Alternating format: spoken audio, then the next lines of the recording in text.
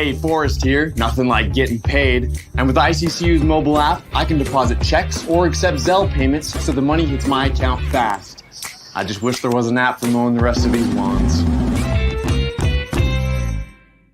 Right now, Lithia Ford of Boise is buying used vehicles. How much you want for the SUV? I don't know. Well, Lithia Ford will give you more than that. How much more? More than you think. I'm not thinking anything. I'm thinking you might get even more than that. See how much more you can get at Lithia Ford of Boise. When it comes to concrete, we've got you covered. RowPaint.com offers custom concrete coating services for your garage, business, warehouse, and more. And we do it in one day. We are your complete concrete coatings solution.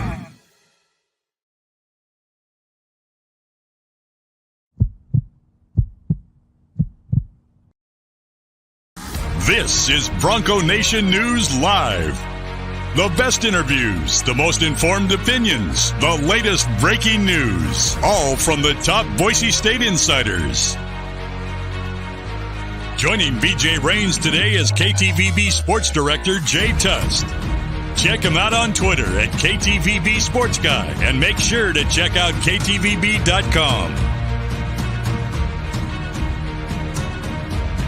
Now, here's Jay Tust and BJ Rains with another edition of Bronco Nation News Live. Hey, what's going on? That is not the pregame show. The old graphic is on there for some reason.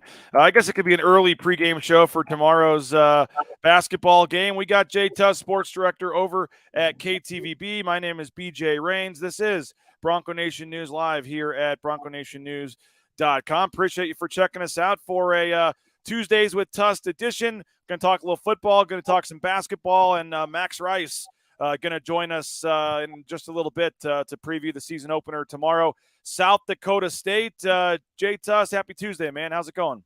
I'm good. How are you doing today? I'm doing good, man. We actually had a rare by the way, first of all, you did pay off your bet, the over 95.5 rushing yards hit. I appreciate that. So last night you paid off the bet. We had a rare chance to get together with some of the media guys, and we watched on my phone the South Dakota State Akron game, and a blown layup at the end of the game for Akron. It goes to overtime. South Dakota State does fall by 1 in overtime. It was a heck of a finish. They stole the inbounds and scored to tie the game. Then they called a foul when Akron was driving. But that was actually a really good game, and actually South Dakota State was the underdog in that game. So some people kind of saying, oh, South Dakota State, already lost, or they're not as good this year. They actually lost the game, but they actually moved up at KenPom 3 spots despite losing.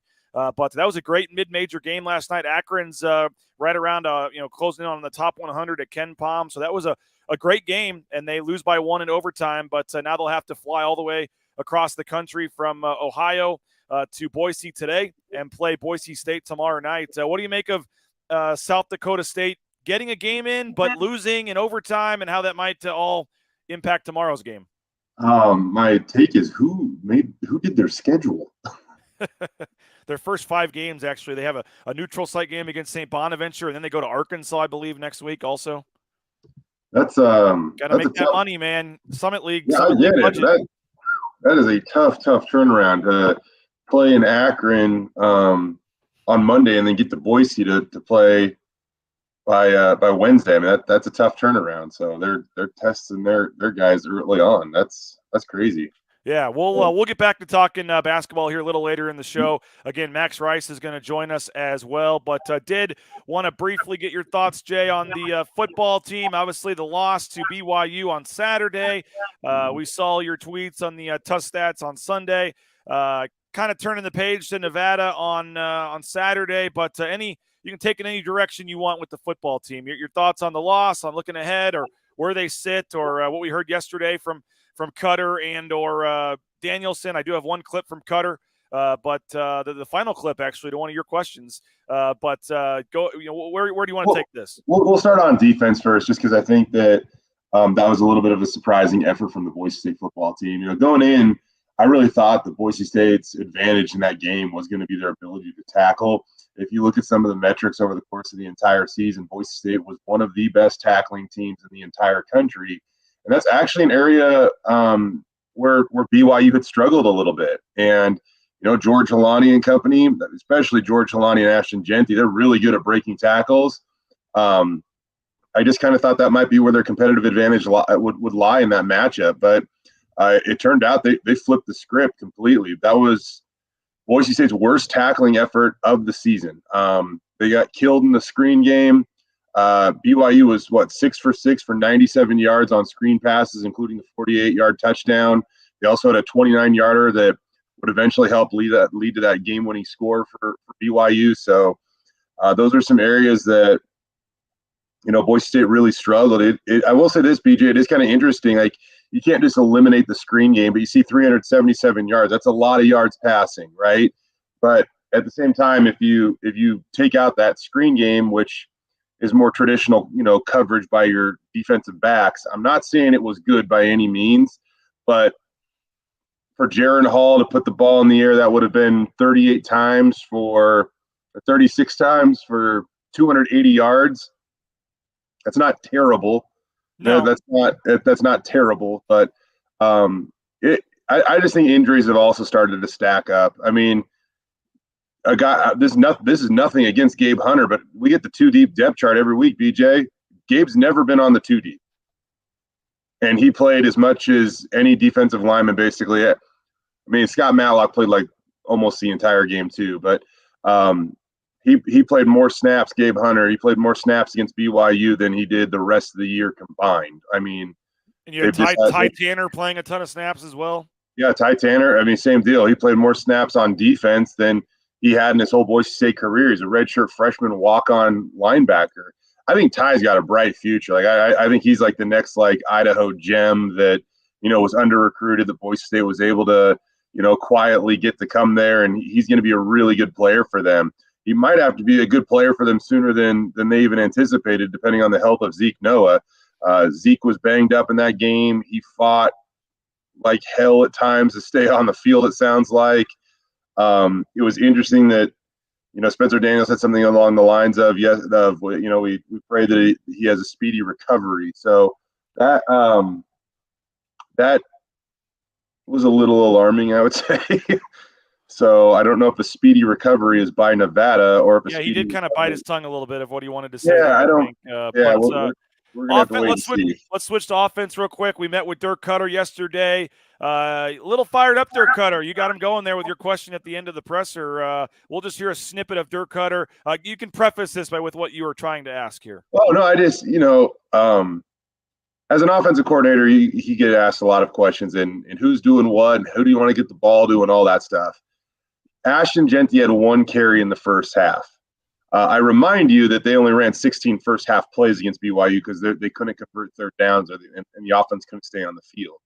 So I'm George Halani. I'm a George Halani guy. Like, the more you can get that guy involved, the better your offense will be.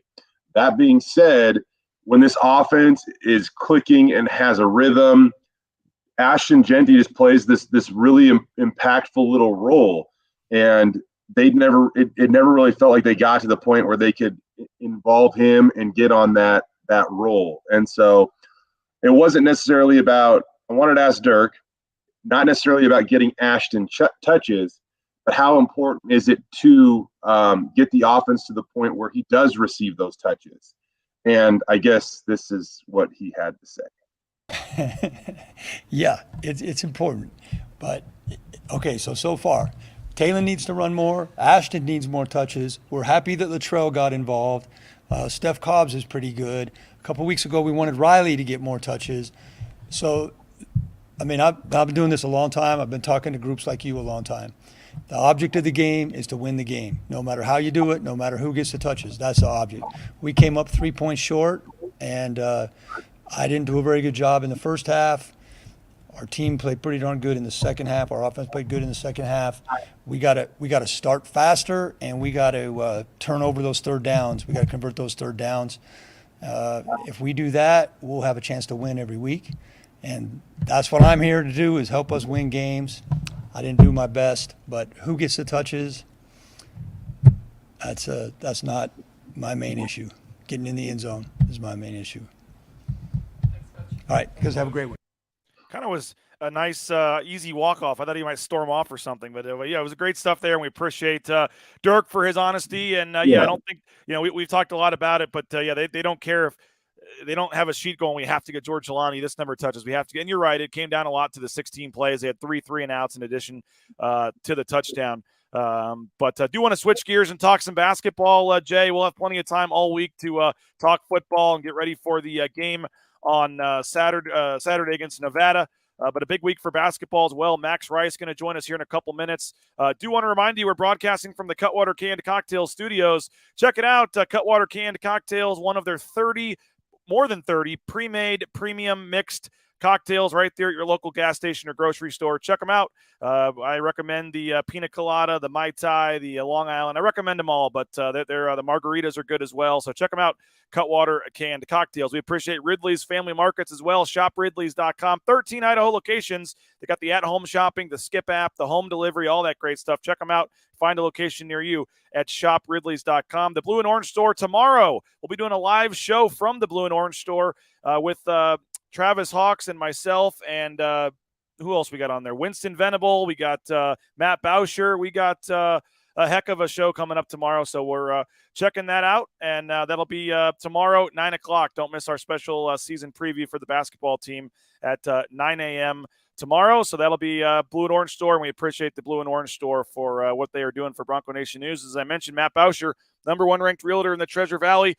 Looking to buy or sell a home? No home is too big or too small for our friend Matt Bauscher. We appreciate him for coming on his weekly appearance. And, again, he'll be with us at the Blue and Orange Store tomorrow to preview the season. And he's back in for year 2, Jay. We're appreciative of Matt Bauscher for agreeing to year 2 with Bronco Nation News. So appreciate that.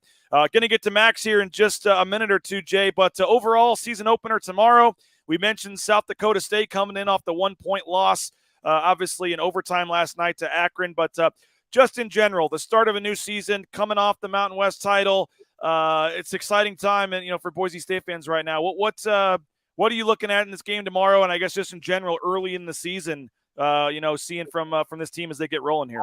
I just think that they're going to try to find their rotations and seeing where some of these guys fit in, namely a guy like Sada. How and when is he going to contribute to this team? And keeping in mind that it's still very early for anybody that's stepping on the floor right now. I mean, you pointed this out the other day. It was in the exhibition last year, Tyson Degenhart played 7 minutes. They in the season opener against Utah Valley because they didn't have an exhibition game. But, yes, he played 7 minutes in his first game. Okay. Yep. Well, so, I mean, and then he ends up a month later being he won Mountain West Player of the Week 9 times or something. Just name the award after him at this point. But, yeah, so while there's still going to be a lot determined over the next month or so, it's just our first chance to see them and how they're going to approach a game that actually counts. They said they didn't run any actual offensive sets in their exhibition and stuff like that. So we'll get to see what that looks like. And I guess another thing, BJ, this team really believes that they're going to be a little more offensively gifted than they were a year ago.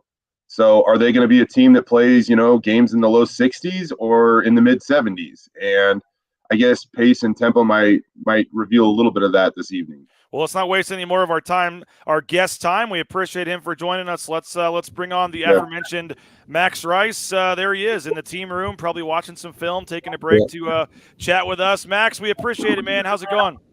Thanks for having me, guys. It's going really good. What's the excitement level in the building, man, to get this thing going tomorrow? I mean, you could just feel a buzz in here coming in this morning, seeing all the guys getting treatment already, and watching all those games yesterday. College basketball's back, and we're just excited to get it going. What'd you make of your opponent tomorrow? They went to overtime and obviously had a tough game. Akron misses a layup at the buzzer. The game goes to overtime. They stole the inbounds pass. I mean, that was a crazy game, and I think a lot of people maybe don't realize Akron was actually favored to win the game. So, I mean, what do you make of what you saw from South Dakota State? Yeah, first of all, I think that was a really high-level game. I think Akron was picked first in their league in the preseason polls, and then South Dakota State's always picked really high in their league too. So I think both teams look like they're in midseason form. South Dakota State definitely doesn't beat themselves. They just look really solid throughout the whole game. They had a lead pretty much the whole game. So we're definitely going to have to be ready tomorrow. But I really enjoyed watching that game. I thought both teams looked really good. Hey, Max, is it true you are the number 12 because that's how many 3-point attempts you're going to average a game this year? Yeah, I mean, that'd be nice to get that many up, but no, that is not why I wear 12. You've been playing this game at Boise State for a little while now. How the level of anticipation for your senior season? You're going to roll into this one as a leader, a little bit of a more impactful role. How excited are you to play that role? I mean, I'm really excited just being here for 5 years. I know the system really well. I tried my best to help the young guys who just got here because looking back when I was a freshman, I just know how much it meant to me for older guys like Alex Hobbs and Justinian, and for them to take me aside and teach me the ways kind of I always took that with me, and it meant a lot to me. So I try to do the same things for people like Sada because, I mean, a lot of people forget he's a young dude. He's a kid. He's 18, 19 years old. He knows all these different languages. Like, it really helps him when you take him aside and you help him with things that he doesn't really understand yet. Well, what do you make of just where you guys are at? We heard, some good things about what happened over in Eugene against Oregon, and I know it was kind of an up and down game. Some things you liked in the exhibition, maybe you didn't like the 17 turnovers, some of those things. But overall, how do you feel about this team going into the season? I mean, I feel really good so far. I mean, coming into looking back at last season with that start, I mean, it's nice to have a fresh record. And I think we know our roles better this year. Last year we had a lot of moving parts. So I just think coming into this year, it's going to look a lot cleaner. In the exhibition game, we barely ran any plays. We didn't want to show too much on film. So we were kind of just out there hooping, but you'll see a lot cleaner team coming tomorrow. That's for sure. Max, what does that mean? Not running any plays? Is it? So what did you guys do in the exhibition then? I mean, we just kind of ran flow. I mean, Duryea has just these offenses you can get into where you just are supposed to be in certain spots and you kind of just play off what other people do. And I mean, we do that a lot, like when we have big leads and stuff like that, or when we're playing in exhibition games like that, just because you want to hide some of your new stuff. And so it's clean and new when you play teams when games when it actually matters and stuff like that. So you'll see a lot of new stuff for sure. You said that, you try to take a guy like Sada under your wings. I'm curious. He has such a cool background. Have you learned anything from him or taken anything from his experiences or his game, even though he is so young? Oh, yeah, of course. I mean, he brings a lot of new things to this team that we haven't had in the past. I mean, if you just look at him, he's like a 6'11" two guard, which is not a lot of people have that kind of size at the two guard at the college level. So, but he does have an amazing backstory, and he's told we do this thing called the 5 H's with our team, and it kind of, you talk about your history and you talk about your highlights and your hopes for the season and stuff like that. And so we learned a lot about him and where he came from and kind of the story of how he got here. And it's really amazing to hear how some of the guys had to grind to get here and their past. And so I have a lot of respect for Sada, and I think he's going to have a terrific year. Max, obviously last year, a little bit of a slow start shooting. The numbers evened out. I'm sure you're hoping to get going, a little hotter from the start. It's, talking to your dad, and we do have a clip here to play in a second, but it just seems, how much better do you feel now going into the season, health-wise and rhythm-wise and everything compared to, going in last year? Oh, it's night and day difference health-wise. I'm not really taking any pills. Like this off season, I didn't have to take any pills compared to last year. I was taking a lot. And then just my rhythm feels a lot better. In the exhibition game, I was trying to get others involved more. I wasn't really focused on scoring, but I've definitely been scoring a lot more in practices, and my role has definitely developed and changed this year with losing a lot of offense from last year. So I think we move the ball really well, and it gets me open looks, and I think it's going to work out really well this year for me. So. Did want to play a quick quote from Coach Rice for fans to hear talking about you, and then we can get your reaction to this afterwards. He's healthy, first of all. He was coming off that surgery, and, it's not his fault. He got bad genes and selected a bad parent. The other one's good and athletic, but the one that, what am I, the X chromosome, whatever I am, he got a bad one from me. So I think that, I know that really affected his fall because he was struggling every day. And The rehab from practice, even the practice every day was really, really tough, and he would do it. He's healthy now, and he's feeling great. He hasn't missed one practice, knock on wood. He hasn't missed a second of practice because I don't sub him very much, and he's playing the best he's ever played. So I'm really, really happy for him, and he fits, like I said, the parts fit with this team right now, and that's a big part of our strength is he makes Tyson and Buzo and Shaver better, and they make him better, and those guys really are fitting together nicely. Looking the best he's ever looked. You're feeling the best you've ever felt. I mean, do you feel you're going into this season playing the best basketball you have, Max? Yeah, absolutely. And I mean, it's pretty easy to play with people like Tyson who open the floor up for you. And I also feel like a big part of my role is making sure Daggy gets good looks all night because he shoots one of the best percentages in the country from three.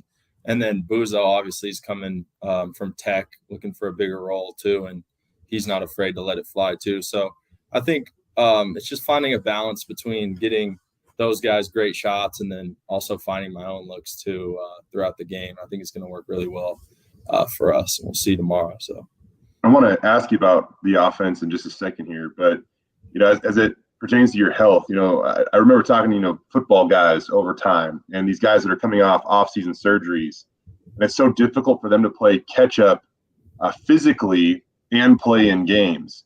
So for you, now that you're not necessarily battling that this year, like how is your process of preparing for practice a game maybe different than what you were doing last year at this time? Oh yeah, it's completely different. I mean, last year you got to focus on like how am I going to get feeling good, not how am I going to get open, make these shots, and that might cloud your vision a little bit on where your head's at. Like, am I going to be able to move? Can I guard with this injury? Like, maybe I'm a little off balance because it's just pain is pulling on my legs. So, I mean, this year I could just focus on just being the best version of myself, the most healthy I've been, and I think just when you don't have to worry about being in constant pain, it'll obviously affect your game in a positive way. You go out there and play your best. So I know that's a thing that's so difficult for guys to admit in the moment. So getting that perspective usually after you go through it, I think is something that fans should understand. Getting back to this offense, man, every time we talk with Leon, he says that this team is really good at moving the ball. It seems like this is going to be a more offensively gifted team. There still are a lot of parts left over from last year's team. So where and why will this team maybe score a little bit more than they did last year? Well, definitely what you started with. We move the ball better than last year. It doesn't stick as much.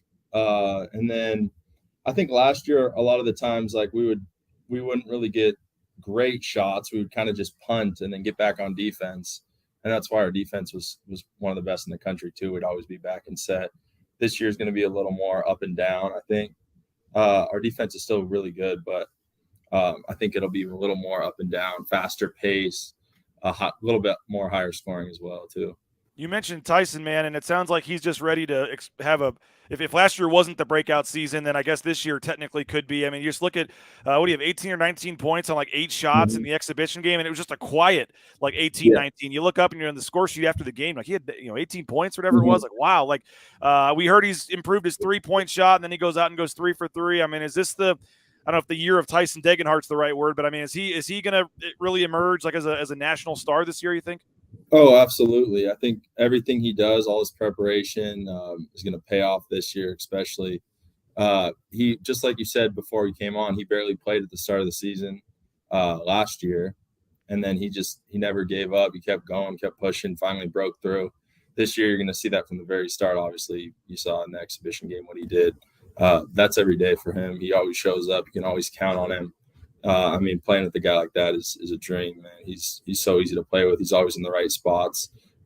So I think he's going to have a terrific year for sure. And we saw Najee Smith come in, as a sixth man in that game and play really well. We saw Lucas Milner do some things. Even we saw Kobe Young go up and almost hit his head on the rim when he tipped one in.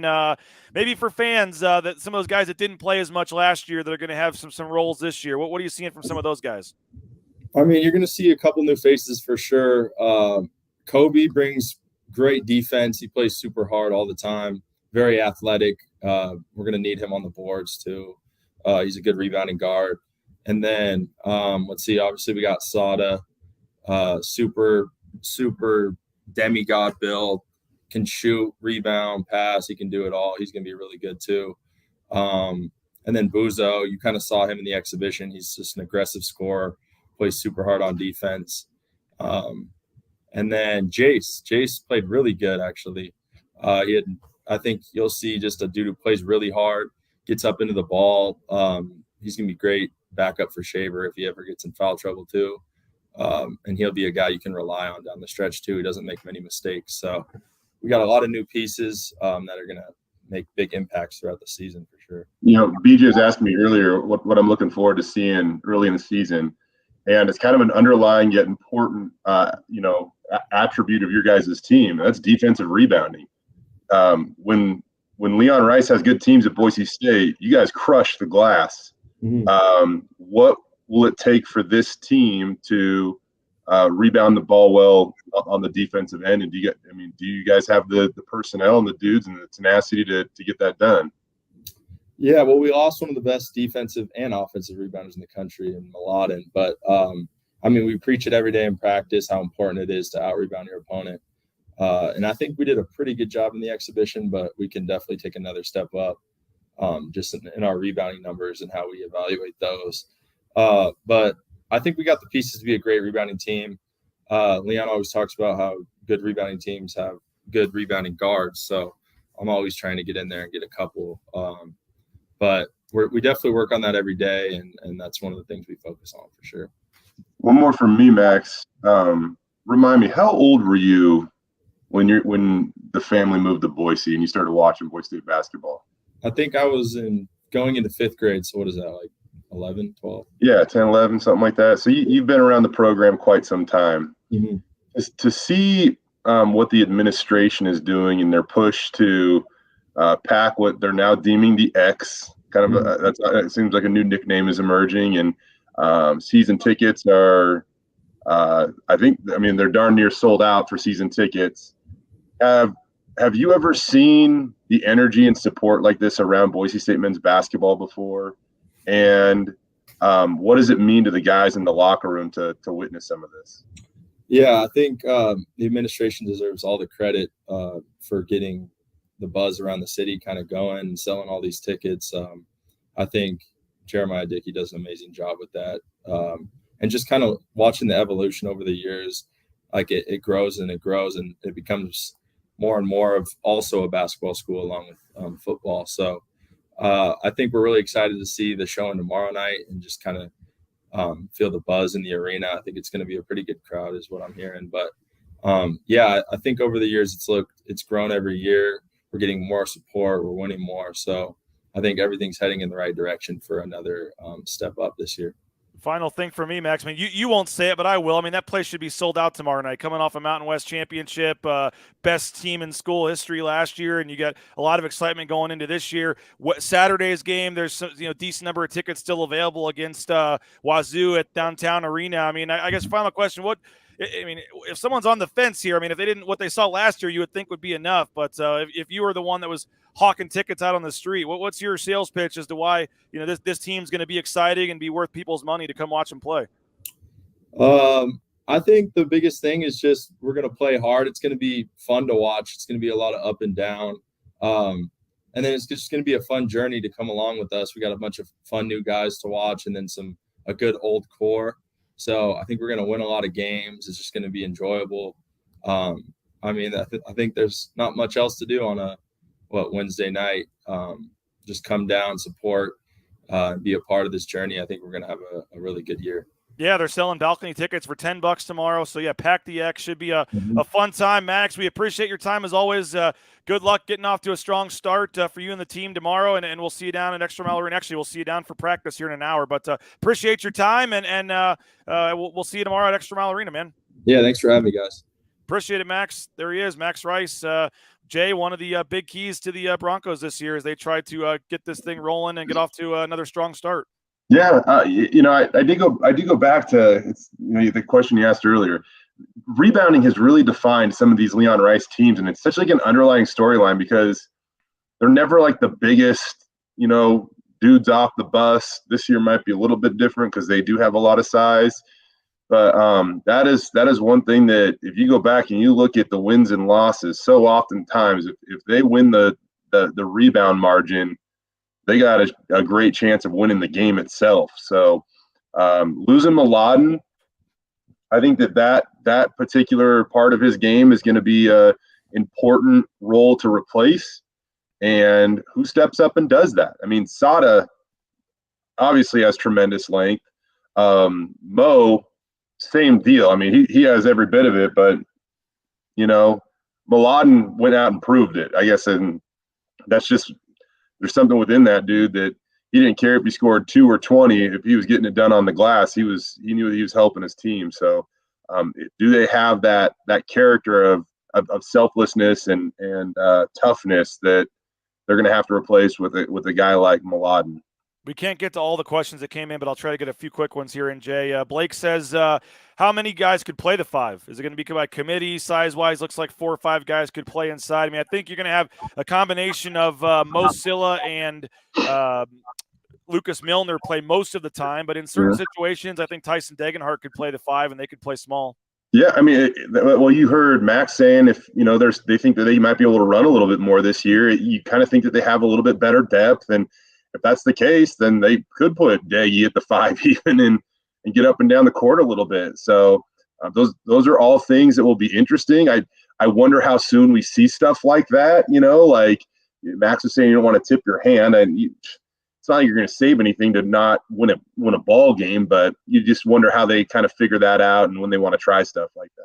Yeah, and that exhibition game that it was, I mean, it was good, but not great. And then you do find out after the game, they didn't run a single play, and it was kind of just street ball, motion offense, set picks for guys, and go try to score. And so I do think the flow of the offense will be much more normal, I guess, tomorrow, in a regular season game. But should be fun. Should be big crowd, I think. And I saw the tickets are available in the third deck now. And I hope that the loss for South Dakota State doesn't deter anybody. That's still a good team. That's still going to be a tough game tomorrow night. Yeah, I know optimistic, whatever, that I know you say the place should be sold out tomorrow. What is like the real number of you're like this will be a good crowd like? Oh, tickets sold needs to be over 8,000. 8,000, okay. I was going to say tickets sold. They're not counting it differently. So if they sell 8, that probably means you have 5,500 to 6 that actually show up. But I think in a normal regular season game, if you go look at the Utah Valley game last year, I bet you they announced like 6,000 or so. So I think it needs to be, I'm going to say 8,000. Okay. I was going to go 7,500, somewhere in that range. Let me see if I can real quick find the Utah State box score, but I'm guessing it was 5,500 to 6,000 maybe. I don't know. Yeah, and that's tickets sold, right? Yep. Okay. But I mean, I guess in general though, I mean, shouldn't the interest be higher for a team coming off of a championship? I'm just saying I've been here for 12 years. These early season games, like sometimes the buy-in is tough in the middle of November. If again, just being honest, a sellout would probably. It's not going to be sold out. It's not going to sell out. Yeah, that's what I'm just saying.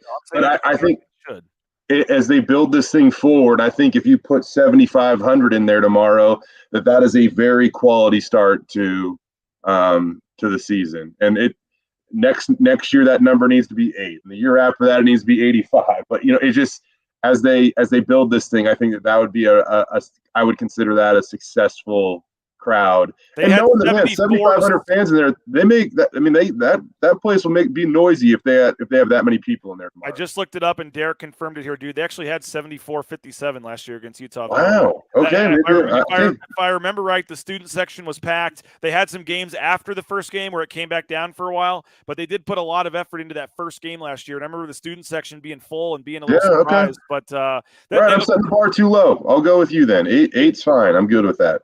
I'm going to say at least it needs to be at least after seeing that, I would say 8,500, but I would still stick with 8 just to be but yeah, you want to get off to a nice start. You got the Washington State game on Saturday. You really don't want to be 0-2 going into the season here, but it should be a big one tomorrow. Looking forward to it. We got a lot going on today. Jay and I, we're going down to basketball interviews. We're going to talk to Coach Rice. We'll get that up on the YouTube channel. We got football interviews as well. Who's talking today? Scott Matlock, I believe. We got Frank Miley.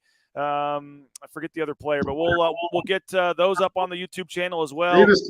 Davis Cutter. That'll be fun, talking about playing with his dad as the OC and things like that. And then the WWE is in town today, so they're going to try to sign some athletes maybe. We might head down there later and see if we can talk to any WWE superstars or what's going on down there. And we should give a quick shout out, Jay, to the women's team. They scored the most points in program history last night, 121 points. They start off with a big win over Multnomah University, NAIA school, I believe. But big shouts to Gordy Presnell and company coming off a tough 8-21 season. They did have a nice win last night. Yeah, and I'll say this. I know that who they played wasn't that great. That was an offensively challenged team last year, a rarity for Gordy Presnell. So I don't care if you're playing air.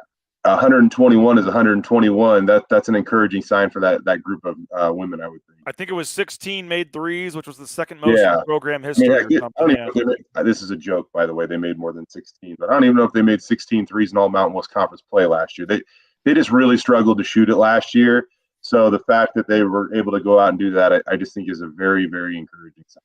Well, a lot going on, and we'll have you covered. Make sure you're subscribing to that YouTube channel, Bronco Nation News. Watch on YouTube. If you're watching on Facebook, YouTube's easier to comment and things like that. And just make sure you're subscribing on YouTube. Go check out all Jay's work. Jay and Brady do a great job. KTVB, the app, KTVB.com. Follow their YouTube channel, all that stuff to keep up with what they're doing. And we'll talk to Jay on Friday, getting ready for we'll have to figure that out travel-wise, what's going on Friday. But we'll talk to you later this week. Maybe we'll swap with Prater or something if Thursday's better. But we'll talk off the air. I love making plans on the air when I think about something. We just workshop it right in front of 74 people here live. But we'll talk and figure that out. But we'll see you later today, Jay. Appreciate your time as always, man. Yep, sounds good, bud. There he is, Jay Tust, KTVB. We appreciate him for joining us as always. We do have a couple other comments that we're rolling in here. Do have to let's see what else we got going on here in the comments section. Make sure you're subscribing to that YouTube channel. It's very easy to do, and we appreciate you for doing that. We appreciate United Commercial Insurance. Check them out, 229-8222, UnitedCommercialInsurance.com. They make business insurance easy. So if you're a business owner here in the Treasure Valley looking to improve, lower your rate for business insurance, if you're starting a business like I did last year. I went to United Commercial Insurance and got my business insurance through them. So check them out. They make business insurance easy at UnitedCommercialInsurance.com. We got Dr. Chris Meinert. Texted him the other day. My dentist does a great job, BoiseDentistryCo.com. Check them out. Locations across the Treasure Valley, all the way from Mountain Home to Caldwell and everywhere in between. 906-1255. Check them out, BoiseDentistryCo.com. Full family dentistry and wellness. Just does a great job there. They got all the newest technology. The kids can watch the TVs, so they're while the work's being done, and you can get the whole family in and out together. It's very easy at BoiseDentistryCo.com. If you're looking for a new job, how about becoming a truck driver? Transportation Compliance Service. Check them out, TransCompService.com. Whether it's the big rig on the screen or the Amazon truck in your neighborhood, they can help you every step of the way with the permits and the things you need to get out there towing that first load in no time. So check them out, TransCompService.com, if you're looking for a career in the trucking industry. We got our major sponsors, of course, Idaho Central Credit Union. Please support them. ICCU.com, the official bank of Bronco Nation News and the Raines family.